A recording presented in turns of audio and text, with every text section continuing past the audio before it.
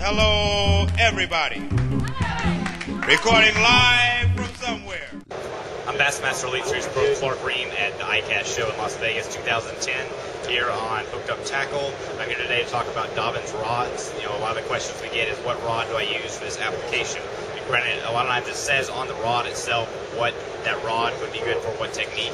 You know, but after fishing the Elite Series for a couple of years, I've kind of figured out which rods I like to use for different things. And that's really the most commonly asked questions I have. Right now I'm going to talk about the 7-foot 3-inch rods that we have, what each power does, and which technique I like to use each rod for. The first one I'm going to start with, I'm going to start with the stiffest ones. At Dobyn's rods, the way they number their rods is the first two numbers is the length, and the last number is the power.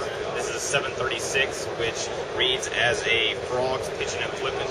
And what I actually use this rod for, since it's one of the stiffer rods we make, is I end up using this rod for doing light punching in heavy vegetation.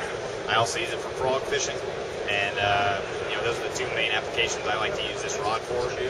The next one I'm going to grab is the 735, which is the next power down. This is one of the workhorse rods that I will not leave the house without.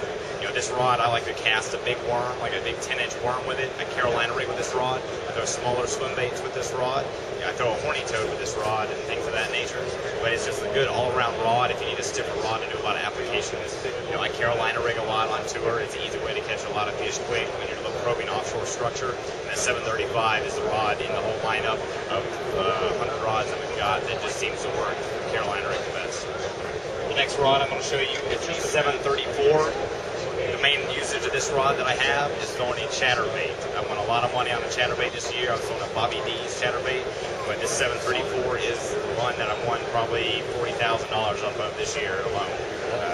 And with this rod, I can fish one deep or shallow, and it loads up just right for a lot of single hook applications where you're putting constant pressure on a bait, where the rod will load up. It has the right backbone to it to penetrate a hook, and that rod loads up when you get the bite. Another thing I throw with this rod is I'll throw a bass tricks a lot of times, especially when I'm having to skip it underneath docks or limbs and things of that nature. So the 734 is the rod I use for that application. The last 7.3 rod I'm going to talk about is the 733. This is a rod I use on Zara spooks and other top waters that walk. And I also use this rod for spinner baits. Remember, I'm making long casts with spinner baits covering water. But it's another rod that you need to add to your arsenal. So basically, if you had to pick 4 Dobyn's rods to start your arsenal with, the 736, 735, 733, and 734 would be the 4 rods that I would choose in your arsenal if you're starting to specialize your rods beyond just having 1 or 2 in your usage.